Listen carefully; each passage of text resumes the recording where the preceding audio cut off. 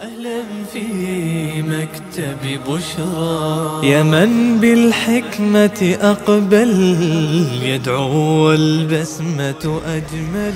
الحمد لله رب العالمين والصلاة والسلام على أشرف الأنبياء والمرسلين وعلى آله وأصحابه أجمعين ومن تبعهم بإحسان إلى يوم الدين وبعد.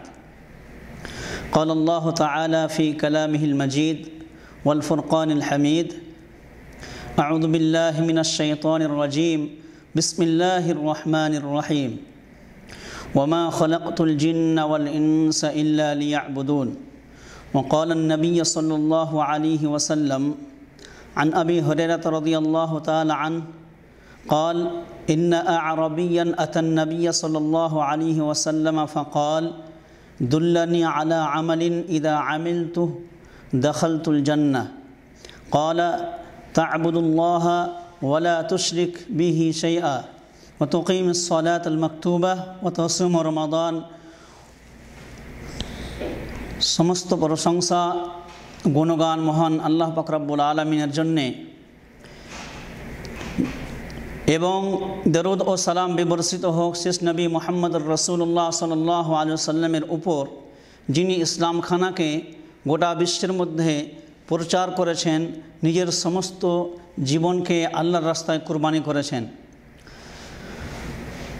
প্রিয় শ্রোতারা, আমি আজকে আপনাদের সম্মুখে যে আয়াতটি পড়েছি, এই আয়াতটির বিষয়বস্তু হচ্ছে, যদি আমি সংক্ষেপে বলতে চাই তাহলে এই বলবো যে ইবাদত করুন, জীবন গড়ুন।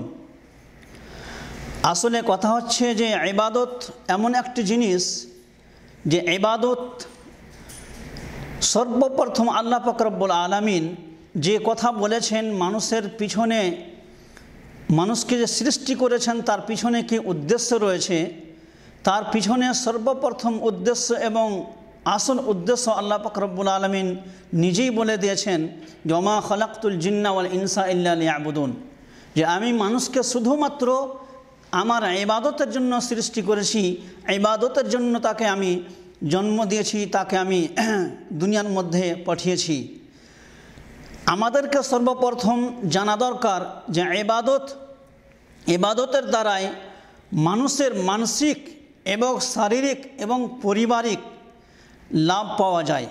অর্থাৎ ইবাদত করলে নিজের মনের মধ্যে শান্তি আসে, অন্তরের মধ্যে শান্তি পায়, এবং শুধু অন্তর নয় বরঞ্চ তার জীবনের মধ্যে এমন একটি জীবন সে তৈরি করতে সক্ষম হয় যার জীবনের সমস্ত দিকটায় আল্লাহর নিগরানিতে তার তৈরি হয়ে যায়।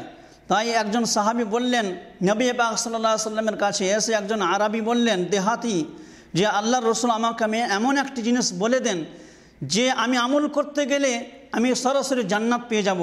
আল্লাহর নবী কোনো কিছু বলেন না, শুধুমাত্র বললেন যে তা'বুদুল্লাহ, আল্লাহর ইবাদত করো, ওয়ালা তুশরিক, কিন্তু ইবাদতের সাথে সাথে এটাও বললেন যে তুমি শিরক করো না, এবং নামাজ পড়ো এবং রোজা রাখো এবং হজ করো।